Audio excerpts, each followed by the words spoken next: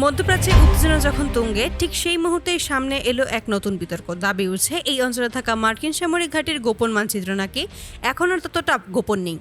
বিভিন্ন সূত্র বলছে আরব বিশ্বের ভেতর থেকে নাকি সেই তথ্য প্রকাশ্যে আসতে পারে।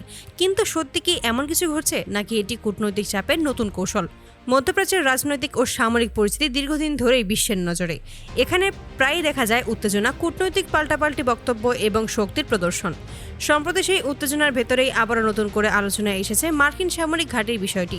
ইরানের সশস্ত্র বাহিনীর এক জ্যেষ্ঠ মুখপাত্র জেনারেল আবুল ফজল শেখারজি একটি বক্তব্যে বলেন, মধ্যপ্রাচ্যে অবস্থানরত যুক্তরাষ্ট্র ও ইসরায়েলের সামরিক ঘাঁটিগুলোর অবস্থান সম্পর্কে তথ্য প্রকাশ হওয়া দরকার।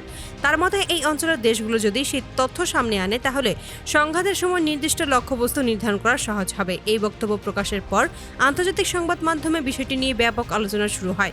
ব্রিটিশ সংবাদ মাধ্যম দ্য গার্ডিয়ান তাদের প্রতিবেদনে জানায়, ইরানের সংবাদ সংস্থা ডিফা প্রেস এই বক্তব্য প্রকাশ করেছেন। প্রতিবেদনে বলা হয়, শেখারজি দাবি করেছে যে যুক্তরাষ্ট্র ও ইসরায়েল নাকি ইরানের সঙ্গে সরাসরি সামরিক মোকাবেলায় হতাশ হয়ে পড়েছে। তার মতে এজন্য তারা বেসামরিক এলাকাকেও লক্ষ্যবস্তু করার চেষ্টা করছে। যদিও এই দাবির সত্যতা নিয়ে আন্তর্জাতিক মহলে বিভিন্ন মত রয়েছে। ইরানের এই মুখপাত্র তিনি আরও বলেন, মধ্যপ্রাচ্যের মুসলিম দেশগুলোর জনগণের উচিত এই অঞ্চলে থাকা বিদেশি সামরিক ঘাঁটিগুলোর তথ্য প্রকাশ করা। তার মতে যদি এতে করে সংঘাতের সময় নির্দিষ্ট সামরিক লক্ষ্যবস্তু চিহ্নিত করা সহজ হবে এবং সাধারণ মানুষের ক্ষয়ক্ষতি কমানো সম্ভব হবে। এই বক্তব্য সামনে আসার পর অনেক বিশ্লেষক মনে করেছেন এটি শুধু একটি সামরিক বার্তা নয়, বরং একটি রাজনৈতিক সংকেতও হতে পারে। কারণ মধ্যপ্রাচ্যে বহু দেশেই বিভিন্ন আন্তর্জাতিক শক্তির সামরিক ঘাঁটি রয়েছে। এ সমস্ত ঘাঁটি মূলত নিরাপত্তা, কৌশলগত উপস্থিতি এবং আঞ্চলিক প্রভাব বজায় রাখার জন্যই ব্যবহৃত করা হয়। বিশেষজ্ঞদের মতে যখন কোনো দেশ প্রকাশ্যে এমন বক্তব্য দেয়, তখন সেটি অনেক সময় কূটনৈতিক চাপ তৈরির একটি উপায় হিসেবেও কাজ করে। এদিকে সামাজিক যোগাযোগ মাধ্যমে এই বিষয়টি নিয়ে ব্যাপক আলোচনা চলছে। কেউ কেউ মনে করেছেন গোপন সামরিক ঘাঁটির তথ্য প্রকাশ পাওয়া গেলে তা আঞ্চলিক নিরাপত্তার জন্য বড় ধরনের প্রভাব ফেলতে পারে। অন্যদিকে কিছু বিশ্লেষক বলছেন, বাস্তবে সামরিক ঘাঁটির সঠিক তথ্য সাধারণত অত্যন্ত গোপন রাখা হয় এবং সেগুলো প্রকাশ্যে আসা খুব সহজ নয়।